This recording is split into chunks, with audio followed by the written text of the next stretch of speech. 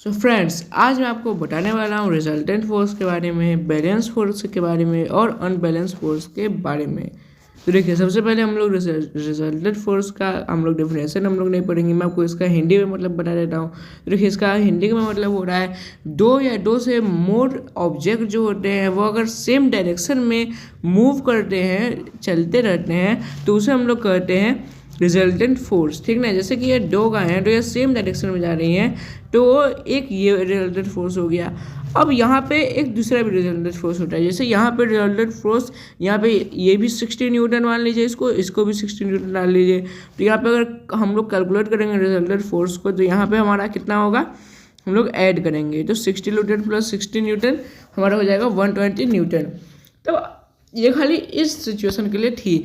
अगर किसी और, जैसे कि अगर अपोजिट डायरेक्शन में अगर ये मूव करेगा तो इसे हम लोग कहेंगे, तो ये हमारा अपोजिट डायरेक्शन में मूव कर रहा है। जैसे कि ये दो बॉक्स है, ठीक ना, यहाँ से इस पर प्रेशर लग रहा है 50 न्यूटन का, यहाँ से लग रहा है 20 न्यूटन का। तो यहाँ पे आपका प्लस नहीं होगा, यहाँ पे आपका रिजल्टेंट फोर्स फाइंड करने के लिए माइनस होगा।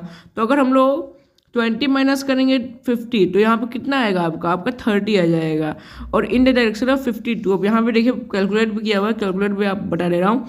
आपको पहले लिखना है रिजल्टेंट, फिर आपको ऐसा वाला चिन्ह बनाना है, फिर आपको लिखना है कि F2 F1 से बड़ा है। अब भाई F2 जब F1 से बड़ा है तो हम लोग पहले F2 को माइनस करेंगे F1 से, तो कितना हुआ 50 न्यूटन माइनस 20 न्यूटन। तो फिर कितना हुआ, हेंस यहाँ पे देखिए लिखा हुआ है हमारा, hence R equal to 30N in the direction of F2, यानी कि F2 के डायरेक्शन में ये मूव करेगा, क्योंकि यहाँ पे ज़्यादा आपका लग रहा है फोर्स, ठीक ना, इसलिए। अब देखिए यहाँ पे बैलेंस फोर्स है। बैलेंस फोर्स क्या होता है, तो बैलेंस फोर्स होता है when two equal forces act on a object in opposite direction, resultant force is zero, it does not move the object, such as forces are called balance force.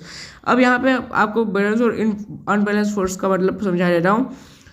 तो देखिए, अगर मान लीजिए अगर यहाँ पे भी 20 न्यूटन होता है, यहाँ पे भी 20 न्यूटन होता है, तो दोनों तरफ से समान फोर्स आता, तो वो हिलता नहीं, ठीक ना, यानी कि उसका रिजल्टेंट फोर्स जीरो हो जाता, क्योंकि जब -20 माइनस 20 होगा तो रिजल्टेंट फोर्स जाहिर सी बात है जीरो होगा।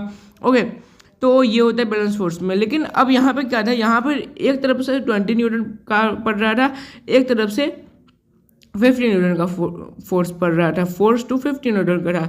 तो जब फोर्स टू के डायरेक्शन में जब ये गया है तो वो अनबैलेंस्ड फोर्स कहाएगा, क्योंकि भाई यहाँ पे आपका जो वो रिजल्टेंट फोर्स है वो जीरो नहीं हो रहा है, यहाँ पे आपका इक्वल बैलेंस्ड नहीं है, यहाँ पे आपका बैलेंस नहीं है, इसलिए ये अनबैलेंस्ड फोर्स कहा रहा है, क्योंकि यहाँ पे आपका इक्वल, दोनों डायरेक्शन से इक्वल फोर्स नहीं लग रहा है, किसी से कम लग रहा है, किसी से ज़्यादा लग रहा है।